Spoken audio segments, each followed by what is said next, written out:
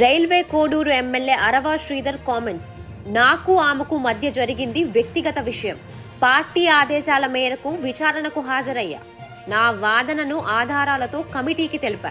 Committee తన నివేదికను అధిష్టానానికి ఇచ్చాక నిర్ణయం తీసుకుంటారు.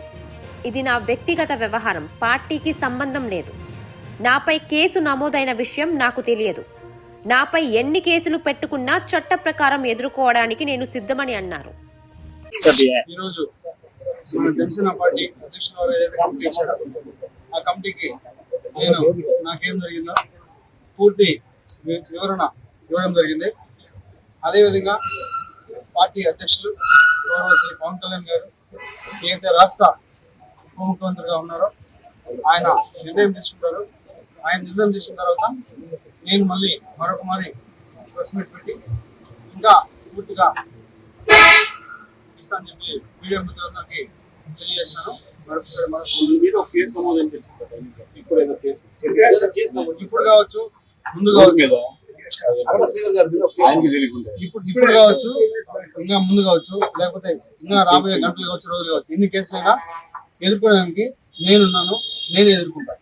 వాళ్ళు 100 కేసులు పెట్టినా కూడా నేను వాళ్ళ క్లారిటీగా ఇప్పుడు పిన్ టు పిన్ ఇప్పుడు ఏదైతే కంప్లీట్ ఇచ్చానో అదే విధంగా నేను మళ్ళా కోర్టు కావచ్చు, లేకపోతే ఏదైనా కమిటీ కావచ్చు, చట్టపరంగానే నిర్ణయాలు తీసుకోవాలని చెప్పి నేను ఈరోజు మీడియా మిత్రులందరికీ తెలియజేస్తాను.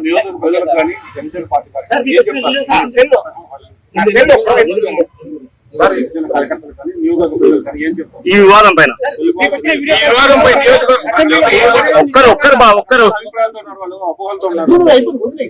నాకు ఎవరైతే ఆ వ్యక్తికి జరిగిందో పూర్తిగా ఇది వ్యక్తిగత విషయం. దయచేసి ఎవరు కూడా పార్టీలకి వృద్ధొద్దు. ముఖ్యంగా జనసేన పార్టీ అనే పేరు ఎత్తకుండా వ్యక్తిగత విషయం కాబట్టి వ్యక్తిగతంగానే నేను కమిటీకి సబ్మిట్ చేశాను. కమిటీ ఏదైతే మన పార్టీ చెప్తామో అదే విధంగా పార్టీ కూడా నాకు చెప్తారో ఆ చెప్పిన విధం తర్వాతే నేను ముందుకెళ్తాను.